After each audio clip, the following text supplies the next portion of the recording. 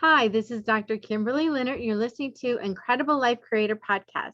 My guest today is Lisa Barnett. Lisa Barnett is the international best-selling author of The Infinite Wisdom of the Akashic Records and From Questioning to Knowing, 73 Prayers to Transform Your Life. Her brand new book, Awaken to Your Life Purpose, Understand Your Soul Plan, will be available in October on Amazon. She is the founder of Akashic Knowing School of Wisdom, where she specializes in teaching you to access personal soul wisdom and guidance to transform your life, working directly with your soul's plan and support of the Akashic Record Keepers. Lisa offers Akashic reading and quantum healing sessions to clear old soul contracts, release karma and vows, helping individuals align with their soul's path. Welcome to the podcast, Lisa. Thank you. I am excited to be here with you, Kimberly. Yes, and I'm excited to learn about this because I was reading your bio and I said, I don't even know what an Akashic record is. So I am waiting to sit at your feet and learn about what it is you're doing that you've devoted your life to. Oh, absolutely. No, it's always exciting to bring this infinite wisdom, this ancient wisdom out and to share it with people who haven't heard about it or haven't heard much about it. So I'm glad we get to do that today. Yeah, so I would like people to get to know you. So why don't you tell us your story? Start out from the beginning and let me know how you got into this. Absolutely. So my story started very young. I was about 3 years old when I remember kind of looking at my hands and thinking, oh my gosh, I'm trapped in a body again, and not being happy about it. So imagine a little 3-year-old, if you've ever had one, they can throw some, big tantrums. But I literally can remembering myself and some other etheric souls having a conversation with ease, not having to, I think we can really share energy with each other when we're not embodied, right? So telepathics, clairsentience, clairvoyance, all of those gifts we actually have. So we share pictures, we share emotions, we share memories, and we don't have to use so many words. So what I could remember realizing as a 3-year-old is I didn't have the words, and that triggered my realization that I was embodied and not just an etheric soul any longer. So luckily, I always say, I think I must have fallen back asleep as kind of, it's like you wake up for a minute and you think, holy moly, I'm trapped. And then you kind of go back to sleep for, which just means I kind of forgot about that until I was about 13 years old again.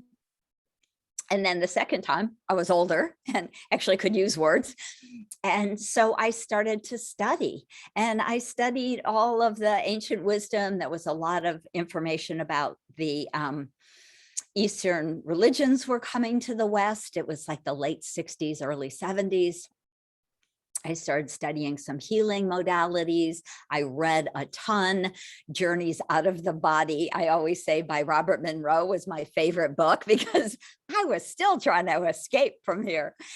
Anyway, so I studied until I was about 20 years old, and my best friend died in a car accident, and I felt abandoned. I was angry. I just really thought, I don't know, whatever I came to do, I'm not going to do it. I was feeling a little bit like a brat, like a little spoiled brat too, hands on hips. Forget it. I'm not doing it, And I went into advertising. So I had been at the university, I had been studying, and I got a job in advertising, and I thought, I'm going to do whatever it is people come here to do, right? Because I had this very strange concept, even as a teenager, that like, being a human, what's that about? What do humans come to do?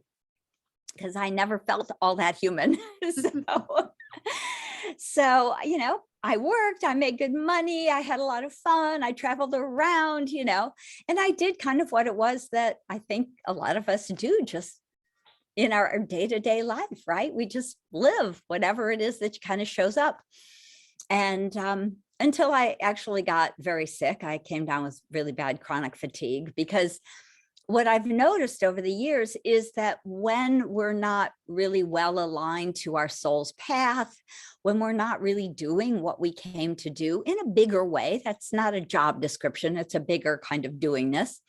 But our body, our soul, we try and remind ourselves, and it's not unusual to kind of trigger an illness or an accident or something that might be kind of traumatic, that makes us stop for a minute and say, kind of what's going on. And that's what the chronic fatigue did for me, is I kind of stopped. I went to a acupuncturist. I was already kind of strange, right? This was the 70s or maybe the early 80s. And I'm like, I'm not going to a doctor. The doctor doesn't know anything about chronic fatigue back then. They were like, well, I don't know if I believe in that. What? So I went to an acupuncturist who said, I can help you heal your body, but I can't heal your soul, because your soul wants to tell you something. Right. So was that surprising when the acupuncturist told you that? Well, yeah, it was interesting, because again, I think that a lot of us have these experiences where we have kind of moments of great consciousness, of awareness, of awakeness, and then we kind of fall back asleep again.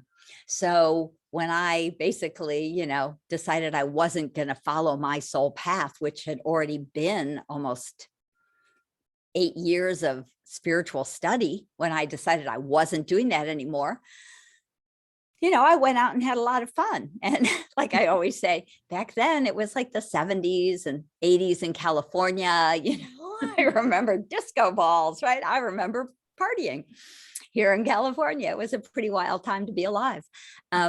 So, we kind of, again, go back to sleep. So it really was a wake-up call. It was kind of like, oh my gosh, you're right. I came to do something. I forgot 15 years literally of being in the corporate world. So I actually went back and started to study, because I realized that I had come to be a healer. I didn't know, now back then, back in the 80s, very few people really remembered anything about the Akashic Records.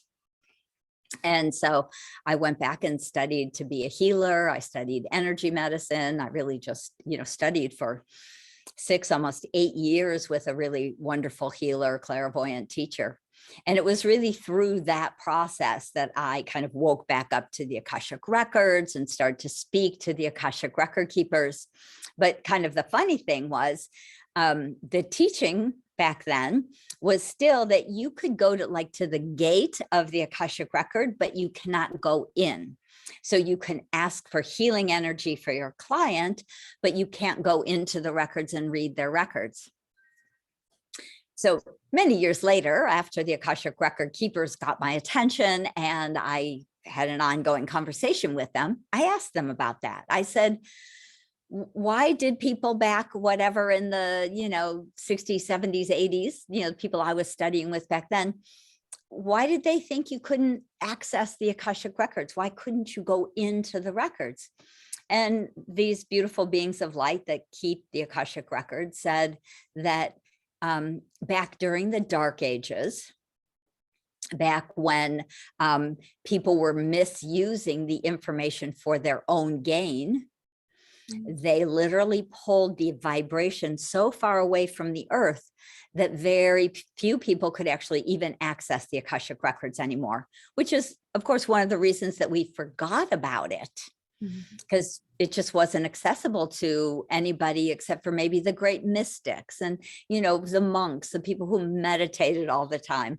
And so most of that information kind of left general humanity.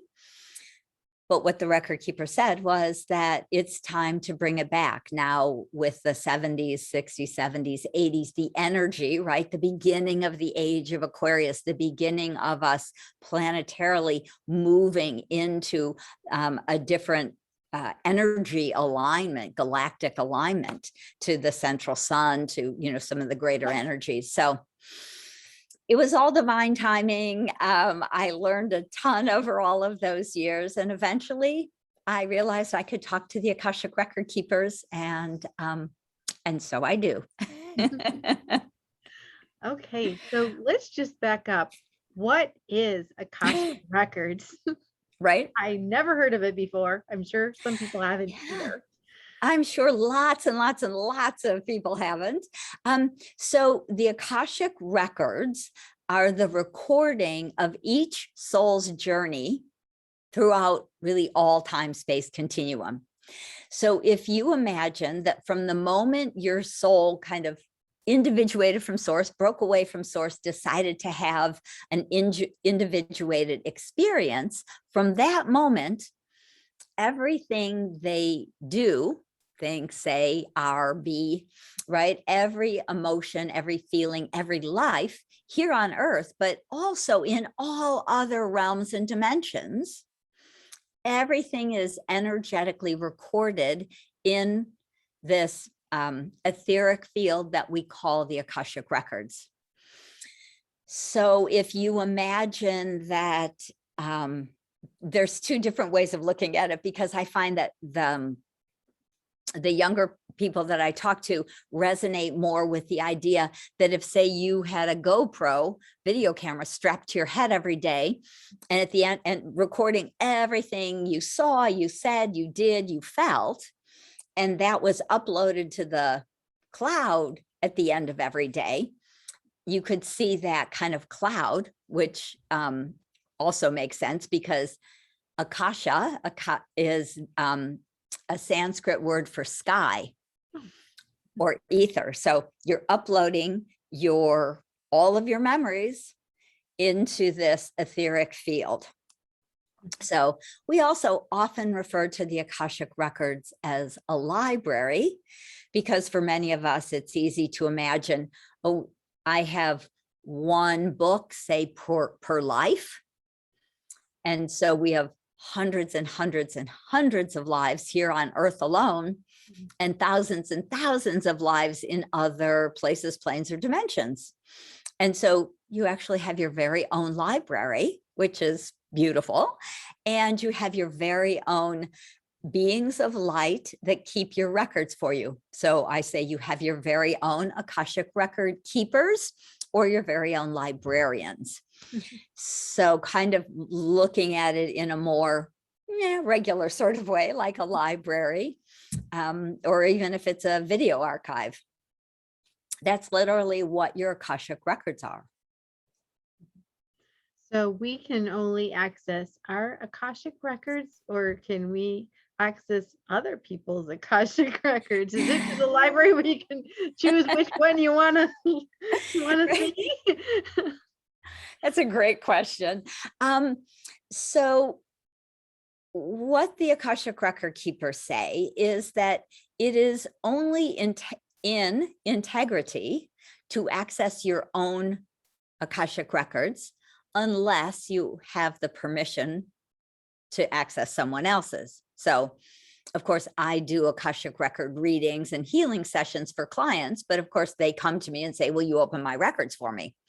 Right? That's the only time it's okay to access someone else's records. You don't get to just go like a voyeur, right? And peek around in everybody's windows and open everybody's books. You get to, none of your business if it's not requested of you, say, as someone who can access records for people. But otherwise, it's phenomenal how much useful information we all have in our own Akashic Records. So how do we use this information? And you said you read it for people, so they have these records or memories, but they're not accessing them. What is happening there? Well, it's like you had mentioned earlier as we were chatting before we started, you said sometimes you get like a download, or you just have information, or we just know stuff. We think, where'd that come from? How do I know that? Well, I would say that we are all intuitive. We are all connected to at least our higher self, which is a kind of a higher, more expansive aspect of our soul than what's in the body. And often when we do a psychic reading or have a psychic reading, the psychic is actually speaking higher self to higher self. So getting a lot of bigger picture information for you, but often it's more about this life, this body, energy, kind of plan. And sometimes psychics are really good also with past lives or different things like that. But it's a little bit more of a higher self to higher self conversation often, whereas the Akashic records are stored in source vibration in the quantum field. So we're really having to go into this bigger energy and aspect of the all. And so being able to find your way there to connect up with your specific Akashic record keepers, your personal librarians in your personal library, can be phenomenal. And, I say it's easy enough. I teach people how to do it every day. So I've taught thousands and thousands of people around the world in online workshops because the record keepers gave me 5 simple steps to access your own Akashic records. And the reason we want to learn that or do that, have that reading or learn to do it for yourself, is because before you embodied, your soul wrote a plan. So I think it's helpful to understand that we're very ancient and infinite souls, that we have hundreds and hundreds of lifetimes, and that we love to come back to Earth to grow as a soul. So that means that we want to have some challenges that we can learn from, that we can conquer, right? That we're like, hey, wow, I can do that. I couldn't do that for a couple of lifetimes. I failed on that one. And sometimes for someone that might be on relationships, right? So maybe you have had challenging relationships. Maybe you've been in abusive relationships, or you've had people in your life that were like addicted parents, or, other different kinds of patterns in our lives. Often we look at that like it's a punishment. Why would I be born to this awful family? We think, maybe it's karma. Maybe I was an awful person and now I'm being punished by having this terrible family. But really, the truth is, as a soul, you want to learn. So you choose often to be born to these challenging, into these challenging families, so that you can kind of step into your greater awareness, your consciousness, your gifts, your abilities and power, so that you can kind of wake up and often kind of activate or remember who you are in a bigger way, and often be able to be the compassion, the love, the support, sometimes for your family members. So sometimes the child will step up and really support the parent who might be having an alcohol addictive pattern, or whatever their kind of issue might be or challenge might be. And that child writes a soul contract to help that parent, and shows up and takes care of them and really helps them out, and really kind of holds their hand, maybe while they go to rehab or they get some kind of help. And their love, that child's love and support and compassion and kindness, really helps the parent break through their addictive pattern. So kind of in the best of times, often we do this so that we can learn and grow and support other people in their learning and their growth. And often it doesn't work out that easily because we're dense humans, right? We have no memory of what we wrote or what we planned. And so the point is that if you can go into your Akashic records and say, do I have a soul contract with my parents to support them and help them with their addiction? Or why did I choose this challenging family? Or what gifts or talents or skills do I have that can help me to grow from this experience? who else is out there who would like to support me? Do I have other soul contracts with other people in my family who I can kind of call on to support me in some of these ways that maybe my family can't do, my parents can't do? Mm-hmm. So what I notice is when I work with clients, when they realize that they're not being punished, that they really, as a soul, wanted to have this type of experience so they could step up and learn something and often help other people, then they kind of can let go of some of that energy of feeling like a victim, of feeling shame or guilt, feeling kind of just bad about their life. And I see it really help them to understand that there's so much more than that challenging situation that they've had in their life, the trauma they've experienced. Because of course, for so many of us, trauma can be lifelong or a very long time. So when we can break through that trauma and realize that it hasn't been perpetrated upon us, that we actually chose to have these experiences, I find for us as people, as souls, we kind of can go, oh, that's right. I get it. I can do this. I've got this. My grandmother's kind of got my back, and I know I've got enough, fortitude and strength and ability to kind of work my way through this. And you may go to a therapist, you may get your Akashic Records read, or, do some healing work around your challenges. But what I see is that people who can see all of these dimensions, I find they can help themselves and work through a lot of the emotional pain and trauma more quickly with greater ease. So that is my great intention in life, is to help people see the world in a little bit of a different sort of way. Yeah. And as you're speaking, I'm taking all this in, and I'm thinking, especially some of the heinous things that happen to people. And I think, who in their right mind would write that into their contract? And the other question I had is, whenever did I write this contract? And can I affect the next contract? I mean, can I affect the contract right now? Like, let's say I'm in a position where something really bad is happening in my life, and some people have been through some really horrible things, and maybe they still are. Is there something they can do to change things in the middle of the story or the contract? Yeah. Honestly, yes, I think that often we really can, because what the Akashic Record Keepers say is that our consciousness, our conscious awareness, is really the most powerful thing. So when we can consciously say, all right, I'm in this situation, maybe I pick this, abusive parent, but one, I'm going to get out of there as quickly as I can and look for some help.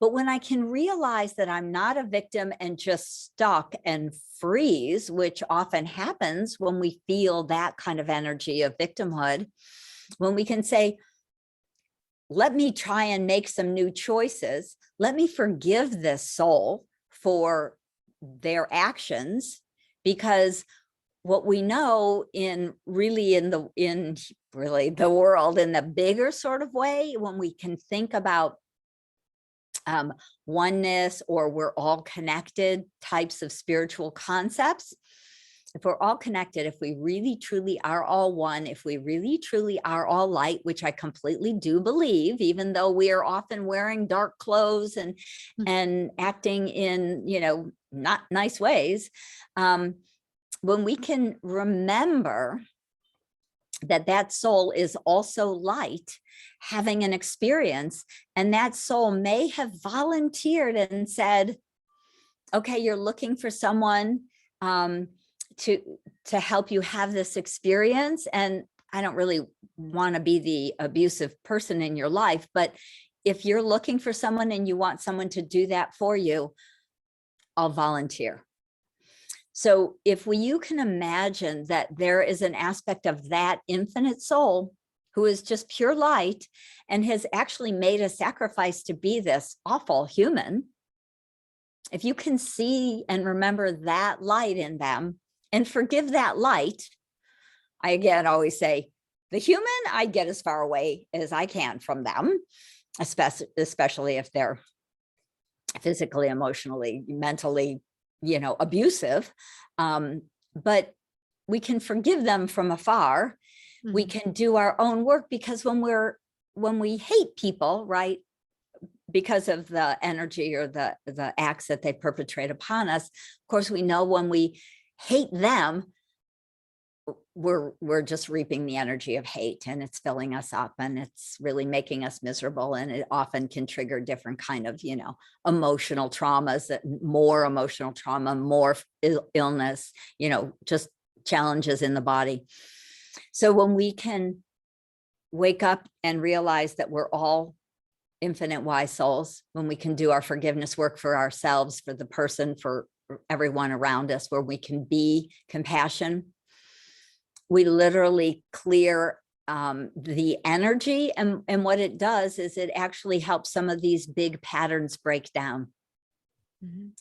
So not only do we actually kind of reap the grace and the healing of forgiveness, it clears any karmic patterns. It releases, deletes any other lessons around that you might want to learn or have to learn or have written into your contract to learn about. And it allows us to also kind of gain the wisdom and the insight and the compassion that we are often able to go out and help other people who are in similar situations. And that's one of the big reasons I find that we do these kinds of things. Wow. So does what we did in the past affect our life now or in the future? Well, yeah. So if you imagine that, say you've had 500 lifetimes here on Earth, and all you have to do is read a little history to realize that doesn't mean you had 500 fun lives, right? The likelihood is you've had 450 really challenging lives, right? Maybe you had 50 nice lives, right?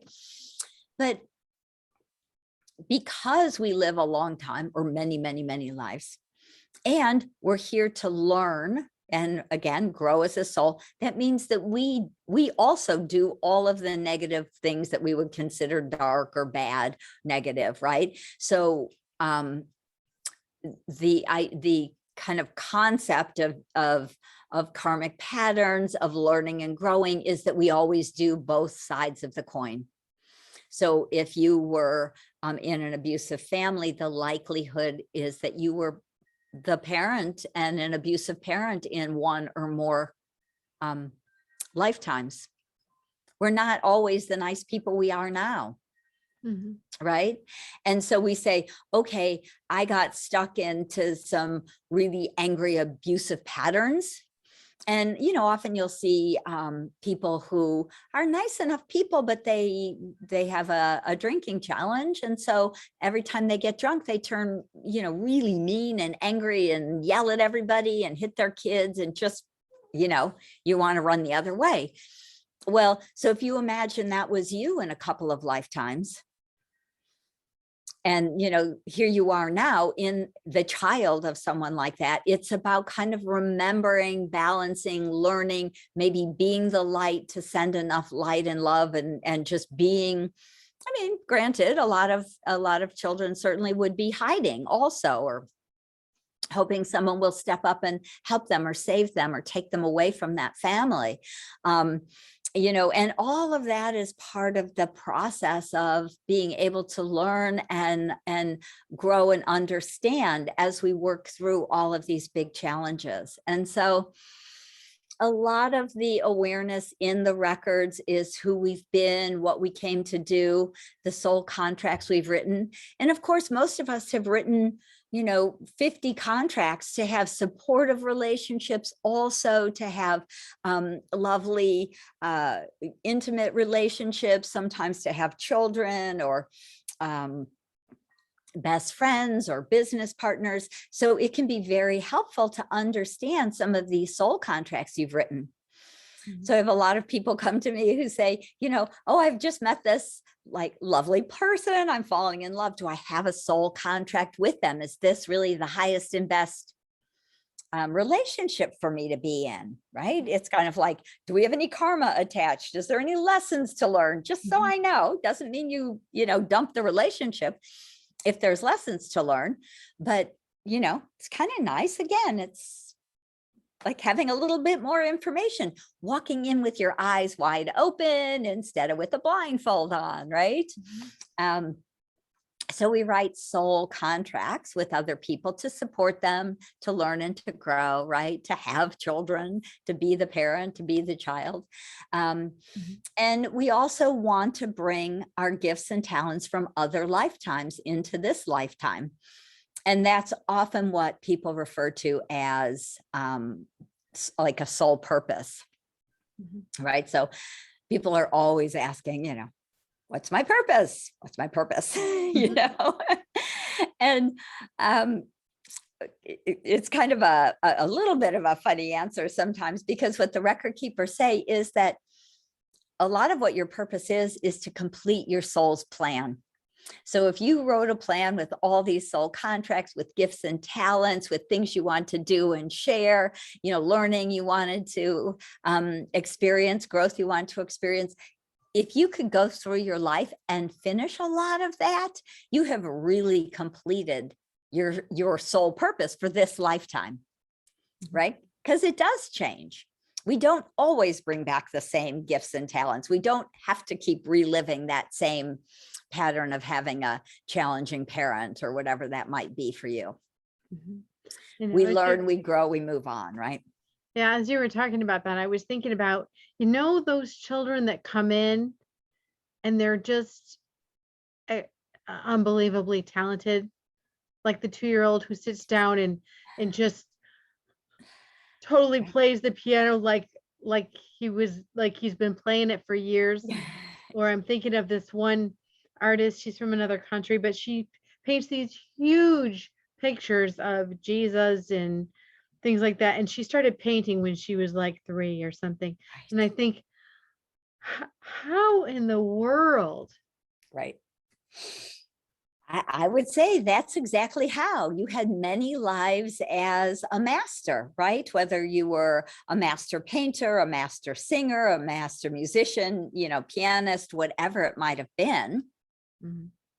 We have, again, 500 lives. You might have had 20 or 30 or 50, even where you were a master of something. And you say, I'm going to come back and share my gifts this time, and I'm going to remember them early. And we do. And, that's right. How can you have that kind of innate talent if it doesn't come down through other learning and other lifetimes, is, kind of how I always see it. And it's miraculous. And one of the other things that I think is very kind of fun to realize is that more and more of the children who are coming to Earth right now, so the babies who are being born, the 5-year-olds, they're coming with their newer souls to our planet. They're not new souls, they're just newer souls to Earth. And so they have a little bit less Earth experience, but the great gift in that is that they also have not been creating these kind of karmic patterns, these learning and growth patterns for hundreds and hundreds and thousands of lifetimes. So they come in really pure and clear, and they're really coming to help bring in new information, to remember kind of bigger information that we haven't had on the planet for the last, 10,000 years or so. So I think as these little children start to grow up, so over the next 10 and 20 years, I think we'll see a huge shift in technology and information that will really be able to help us transform the Earth, to to bring in new inventions that will help with a lot of the different kind of challenges, whether it's air or water or gasoline or, recycling, all of these things we've struggled with for, a lot of years now. New information, new inventions will be coming. So that's super exciting too. So we don't all come to just struggle. Though it might seem like it if that's kind of been the life you've had, but it really is about breaking through and remembering and stepping more fully into that bigger remembrance of the ancient and wise soul that you truly are. So I know that you have workshops and you're teaching people how to access these records. What does that look like? Like if they were going to come and learn with you, what would they expect? Oh, it's a great question. So I teach an online workshop 3 times a year.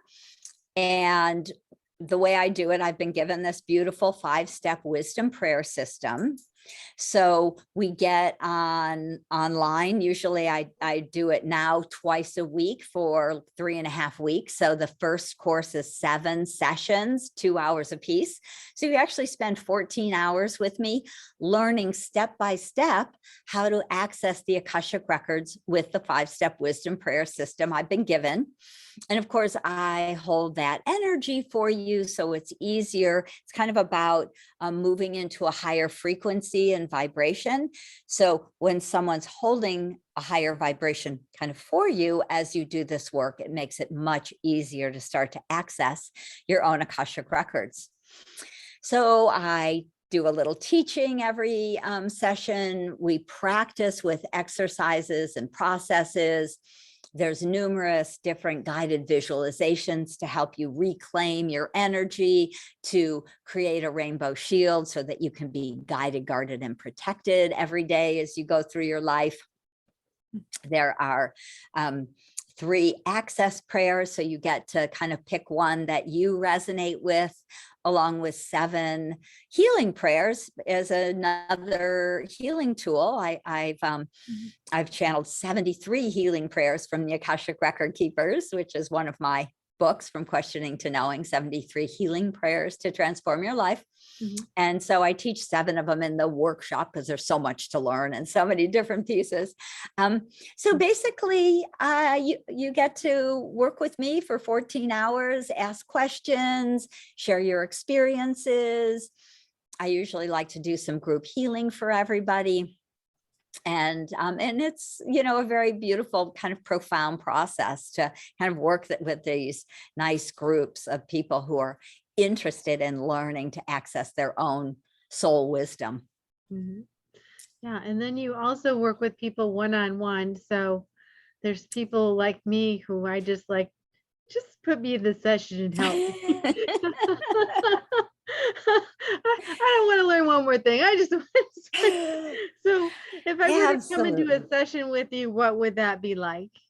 Yeah. So, I am completely with you, especially when people are having challenges or traumas and things are not so easy. It's much easier to get help.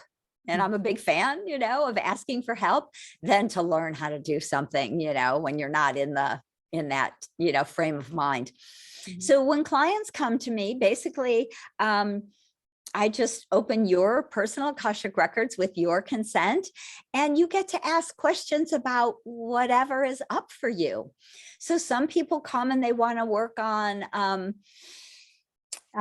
relationships. Maybe they would like a new relationship. They've been kind of in a dry period in their life, or maybe they are in the process of getting separated or of divorced. And so they want to make sure they've learned all the lessons they came to learn from that relationship, and that they can clear any old soul contracts or vows they may have made. So we do a lot of healing session. I do a lot of healing in a session. So, I do about an hour session with people. And so you can work through, sometimes one huge project, or, like if you've had a challenging childhood, like an abusive family, we would go back and we would clear past lives where maybe you were the abuser. We clear the old karmic patterns. We clear the old soul contracts that we have from other lifetimes before we even come into this lifetime, to clear some of the emotional pain and trauma that you experienced in that family. And information, wisdom, insight, so that it's easier for you to move forward. And also, what I find is that this beautiful gift of being able to move outside of time and space in the quantum field means that we can release this these kind of balls of pain that just keep us stuck and often afraid to move forward or even know more.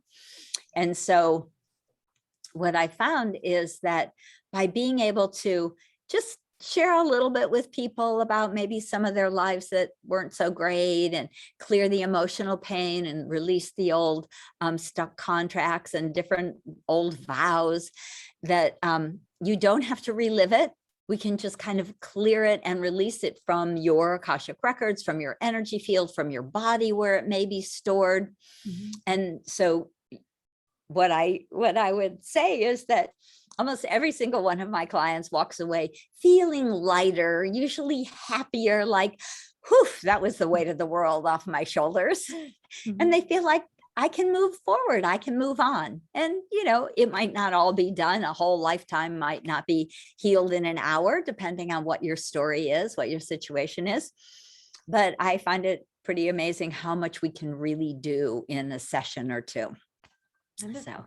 So if people wanted to contact you, how do they contact you? And also, where do they find your books and training? Yes. Oh, of course. So everything is on my website, which is akashicknowing.com. And I don't know, do you have a link there, or? Yeah, I do. I'll put it in the show notes. Yeah. Thank you. Yeah, that's lovely. So you can see about my next online workshop there. I have home study workshops. You could sign up for a session with me, all right there on my website at Akashic Knowing. And then from The Infinite Wisdom of the Akashic Records, which is my kind of how-to book, learning how to access your records, if that seems like something you want to do or check out before you join a 4-week workshop. You'll find these both on Amazon. And From Questioning to Knowing has the 73 healing prayers. If you feel like you're stuck in a lot of emotional pain and trauma, you can understand a lot about your family of origin, all about some of the reasons, you know, more about why we pick these families. There's prayers to clear emotional pain, blame, guilt, shame, family contracts. I mean, right? 73 healing prayers. So we've kind of gone through this huge amount of information to help people to just start to peel off the emotional pain, to let go, to understand. So both of my books are on Amazon, so you can find them there. Certainly look up Lisa Barnett, or if you remember the names of the books, you'll find them easily. Exactly. And I love that, whole book of prayers, because I personally find prayer to be so powerful. And, to have that there to kind of guide you through different prayers, because sometimes we get in a situation where we don't even know what we want to pray. So if we have those words, sometimes just reading a prayer is very healing. Yes. Oh, my heavens. Absolutely. I have so many people write to me and say, I keep your book in my purse or in my car or at my desk, or I open it up every morning and I just kind of randomly read, like, right what I open it up to. There's a prayer for chakra clearing. There's a prayer to release grief and loss. There's prayer to be a magnet for good. So that's always a great one to help to just bring all the good to you, right? By consciously becoming a magnet for good, because we're magnetic beings. That's truly what we are. So just a huge variety of different kinds of prayers. Just works as a great, simple healing tool. Yeah, it sounds wonderful. So now I want to ask you a personal question. What gives you the most happiness and fulfillment in your life? Oh, wow. I am very, very blessed. And so being able to share this ancient wisdom with humanity is phenomenal. Really, that is my big overview purpose. Mhm. But I'm also the mother of 3 kids, and I've just recently become a grandmother, which is super exciting. And all of that is like very fun. It So is very fun. I have a granddaughter. It's very fun. yes, yes, I know. Ah, it's so exciting. Mine is only 5 months old, so it's a new experience, and I just can't wait till she starts. She just started to sit up while we were visiting last week, and I can't wait to see her walk, kind of on and on. So that really is, family. I love. I've been very blessed and to have a lovely family. So it brings me lots of joy. Yes. Well, thank you for being on the podcast and for all your wisdom and explaining this. Like I said, it was so new to me and so eye-opening to hear you explain it. And I think I'll be thinking about it and processing it for a while. Yes, yes. Well, thank you so much for having me on. And if you have any more questions, give me a ring. Let me know. Okay. That would be It's great. been So a I have joy. one Yeah. last question before we finish. What is your best advice on living an incredible, amazing life? Mm, that's a fabulous question. Um, Really, my best advice is for each and every one of us to really remember that we are infinite and ancient souls, that we're not just these little people, that we're not victims, that we really came to experience an expansive, empowering life. And so finding ways to be able to do that for ourselves, that I think is what helps us to open and create a joyful life, living in grace. All right. Well, thank you so much, Lisa. Oh, thank you, Kimberly. It's been a pleasure. Yeah, we'll talk to you soon.